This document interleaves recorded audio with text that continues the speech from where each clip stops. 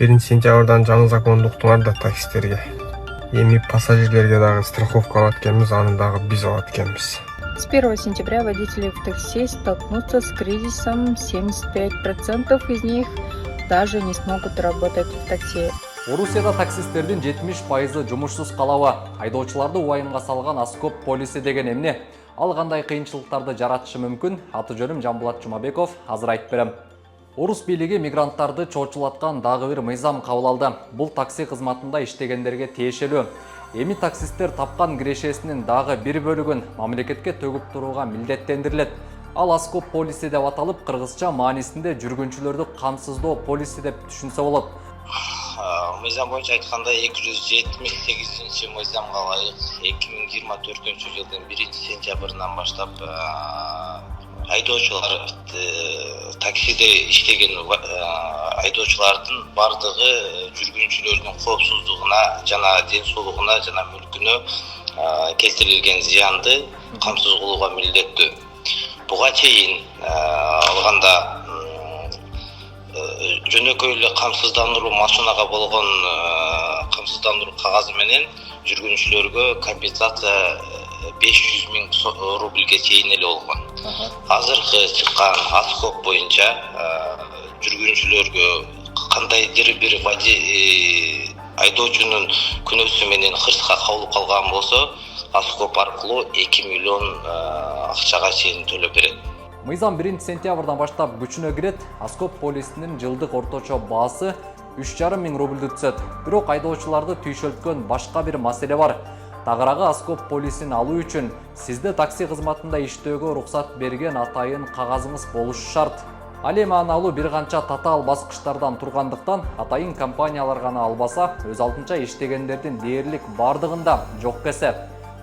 Аскопту дагы 60 күнгө коюп берет. Ошол мөөнөттүн ичинде каждый водитель айдоочу ошол кагазын алыш керек. Кагаз алуу процесси бул кагаздын азыркы маалыматка ылайык караганда суммалары 1300 рубльдан баштап 5400 рубльга чейин. Ал кагазды кайсыл жактан алат? Алганда айдоочунун машинаны кимге катталган болсо, ошол катталган адам госорганга барып, органда АСАГА полиси менен керектелүүчү документтерди алып барып, ошол жерден тапшырып, ошол жактан алат. Бизде ал жерде биздин айдоочулар эмес. Айдоочуларга бул жерде эч кандай коркунучу жок. Айдоочуларга коркунучу болушу мүмкүн.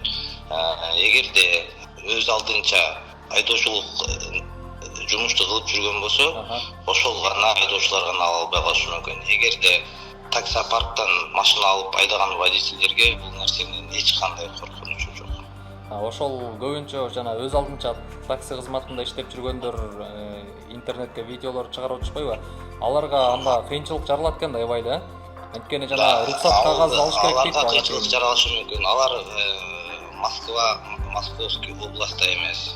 Алар башка региондордогу өз алдынча иштеп жүргөн айдоочуларга гана жаралышы мүмкүн. Москванын ичинде иштеп жүргөн айдоочуларга бул жаралышы мүмкүн эмес.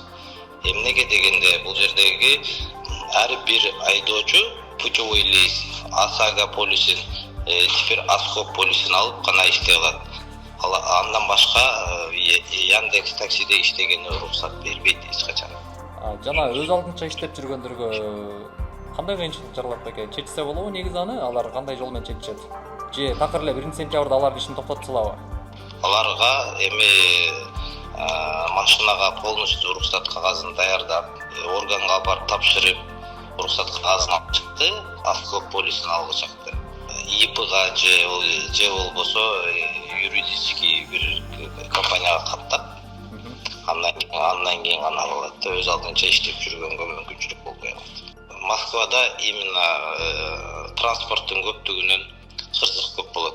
Ошо кырсыктын көптүгүнөн көпчүлүк водительдердин виноват болуп калганы, анын жүргүнчүсүнө кырсыктан улам бул дүйнөдөн кайтыш болуп кеткендер бар. Ошолорго буга чейин 500 миң гана рубль төлөнүп келген. ошол жүргүнчүнүн эле компенсациясын эле аз көбөйтүп койгон максат болсо керек. Бул кырсык баардыгыбыздын башыбызда бар.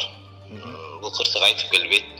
Урматтуу биздин кыргыз мекендештер, эч качан TikTok'то жалган маалыматтарга эч качан алынбаңыздар. Бул нерсе болгону жеңил эле. Полис 3,5 миң рубль, ал 3,5 миң рубль полисти таксопаркка жасап берет. Башка жактан уксаңыздар, бул жалган маалымат.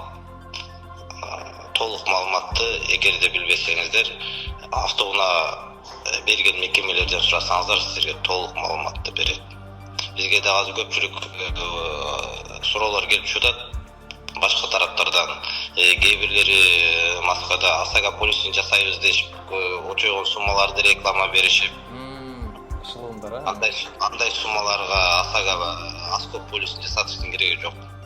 Эгерде түшүнбөгөн маалыматтар болсо келсем, биз түшүндүрүп берген аракет кылабыз ушунчалык.